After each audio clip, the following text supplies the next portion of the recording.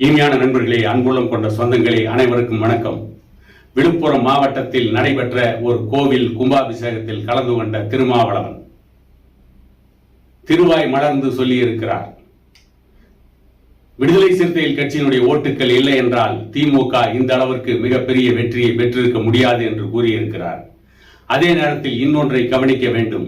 என்ன, திருமாவளவன் கோவில் கும்பாபிஷேகத்தில் கலந்து கொண்டு கடவுளை வணங்கினாரா என்றெல்லாம் கேட்க வேண்டாம். காரணம், அவர்கள் கடவுள் இல்லை என்று சொல்வார்கள். தேர்தல் என்று வந்துவிட்டால் ஒவ்வொரு கோவிலாக சென்று குடமுழுக்கு நடத்துவார்கள், கடவுளை வணங்குவார்கள். அது அவர்களுக்கு வாடிக்கை மட்டுமல்ல, வேடிக்கையும் கூட.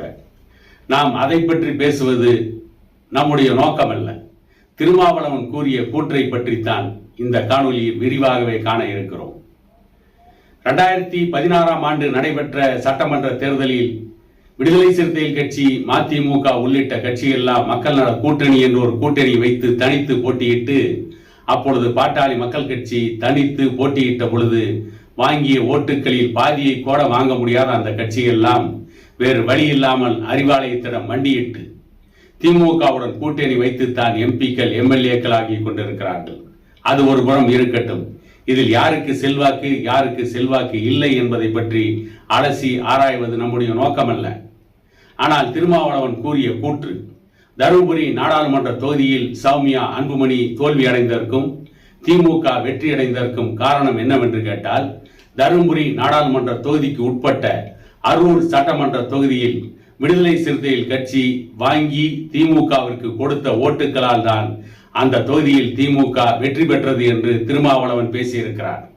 ஒரு விஷயத்தை திருமாவளவன் மறந்துவிட்டு அல்லது திரித்து பேசுகிறார் அல்லது பொய்யாக பேசுகிறார் என்றுதான் எடுத்துக்கொள்ள வேண்டி இருக்கிறது. திருமாவளவன் அவர்களே, அரூர் தொகுதியில் விடுதலை சிறுத்தைகள் கட்சி போட்ட ஓட்டுகளால் மட்டும் திமுக வென்றுவிடவில்லை. அந்த தருமபுரி நாடாளுமன்ற தொகுதியின் பொறுப்பு அமைச்சராக இருந்த MRK பன்னீர்செல்வம் அரூர் தொகுதியிலும் பாலக்கோடு சட்டமன்ற தொகுதியிலும் தருமபுரி நாடாளுமன்ற தொகுதிக்கு உட்பட்ட இந்த 2 தொகுதிகளிலும் அதிமுகவின் ஓட்டுகளையும் விலை பேசி வாங்கிவிட்டார். அதிமுகவின் ஓட்டுகளை அதிமுக மட்டுமே வாங்கியிருந்தால் இன்றைக்கு அந்த தொகுதியிலே திமுக வெற்றி பெற்றிருக்க முடியாது. பாட்டாளி மக்கள் கட்சியுடைய வேட்பாளர் சௌமியா அன்புமணி அவர்கள் தான் வெற்றி பெறுவார். 1989 ஆண்டு அதிமுக ஜானகி அணி என்றும் ஜெயலலிதா அணி என்றும் பிரிந்த காலத்தில் கூட பாலக்கோடு தொகுதியில் அதிமுக வெற்றி பெற்றது. அந்த பாலக்கோடு சட்டமன்ற தொகுதியில் MG சேகர் அதிமுகவின் சார்பில் போட்டியிட்டு வெற்றி பெற்றார். ஆனால் இன்றைக்கு அந்த பாலக்கோடு தொகுதியிலேயே அதிமுகவின் ஓட்டு பெருமளவு குறைந்து அதிமுகவின் ஓட்டுகளை திமுக வாங்கி இருக்கிறது.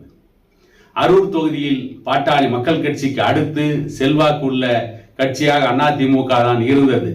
ஆனால் அதிமுகவின் ஓட்டுகளையும் திமுக கபலீகரம் செய்து கொண்டதால், திமுக விலை பேசி வாங்கிவிட்டதால் இந்த தேர்தலில் திமுகவும் அதிமுகவும் பாட்டாளி மக்கள் கட்சியை தோற்கடித்து தீர வேண்டும், சௌமியா அன்புமணி அவர்களை தோற்கடிக்க வேண்டும் என்று கங்கணம் கட்டிக்கொண்டு திமுகவும் அதிமுகவும் ரகசிய கூட்டணி அமைத்துத்தான் பாட்டாளி மக்கள் கட்சி வேட்பாளர் சௌமியா அன்புமணி அவர்களை தோற்கடித்தார்களே தவிர, இவர்கள் சொல்வதை போல விடுதலை சிறுத்தைகள் கட்சி ஒன்றும் விஸ்வரூபம் எடுத்து இவர்கள் வாங்கி கொடுத்த பல லட்சக்கணக்கான ஓட்டுகளில் அங்கே திமுக வெற்றி பெற்றுவிடவில்லை.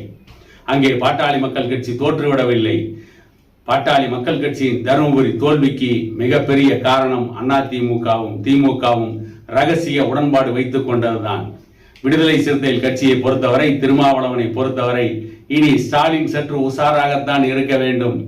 ஸ்டாலினை இப்பொழுதே மறைமுகமாக மிரட்ட ஆரம்பித்து விட்டார்கள்.